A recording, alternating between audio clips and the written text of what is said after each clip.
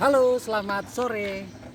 Kembali lagi bersama saya advokat muda Curcil Siburan SH yang lahirnya di hutan, berpraktek hukum juga di hutan-hutan. Itu hutan.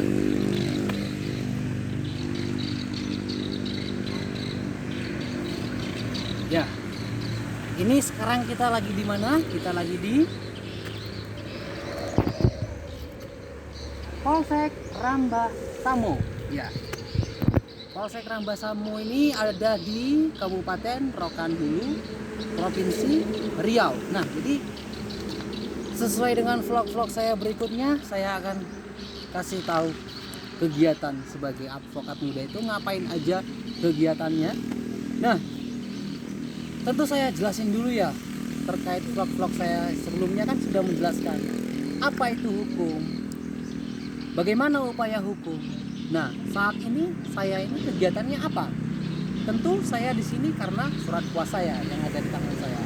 Nah, lalu saya di sini tuh ngapain?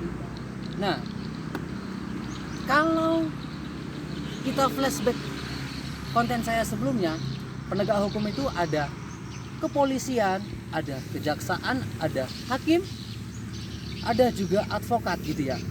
Nah, saya sebagai penegak hukum, polisi, nah polisi juga penegak hukum. Nah, kepentingan saya saat ini dasar hukumnya apa gitu kan. Nah, coba kita kaji lagi ya. Seseorang nih, katakan kalau saya sebutkan kemarin itu, kalau ke polsek, kepolisian itu urusannya udah pasti urusan pidana ya. Nah, seseorang melakukan kejahatan gitu ya, lalu diperiksa di polisian. Nah, tahapan pemeriksaan itu tadi masih sampai di polsek gitu ya.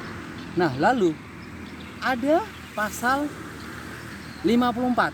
Nah, pasal 54 KUHP.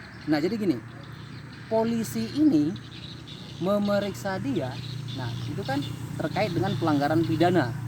Untuk menyelesaikannya ada namanya Kitab Hukum Acara Pidana, tata cara menyelesaikan perbuatan pelanggaran pidana, begitu ya. Nah, di pasal 54-nya itu memberikan kewenangan, bunyinya seperti ini ya. Sebagaimana yang diatur dalam pasal 54 ini ya, tentang KUHP ini ya, tentang KUHP ini ya. Guna kepentingan pembelaan. Ini Undang-Undang Nomor 8 Tahun 1981 ini tentang KUHP ya. Saya ulangi ya. Kitab Undang-Undang Hukum Acara Pidana. Nah, dalam KUHP ini melaksanakan KUHP. Seseorang melakukan pelanggaran, bagaimana untuk ini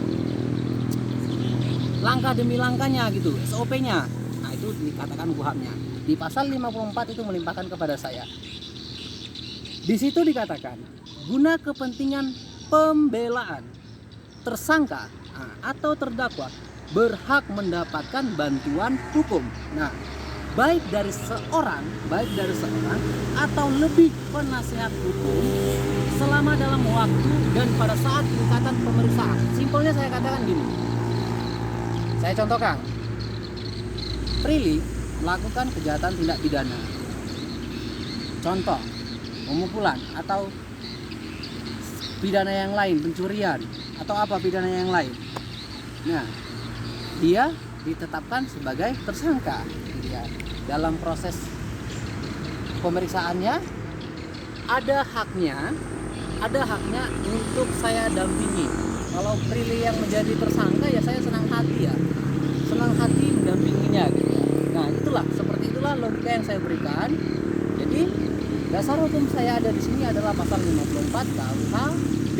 Nah, untuk apa? Pendampingan saat proses pemeriksaan. Nah, gitu ya.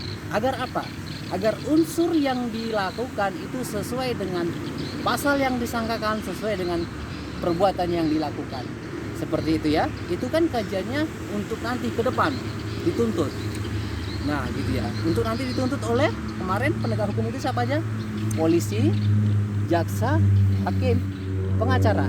Nah, jadi saat ini prosesnya ini masih di kepolisian. Ketika diperiksa berkasnya sudah lengkap, nanti akan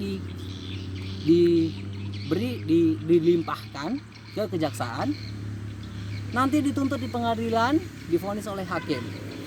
Di sini posisi saya sebagai pembelaan, gitu ya adik-adik. Terima kasih.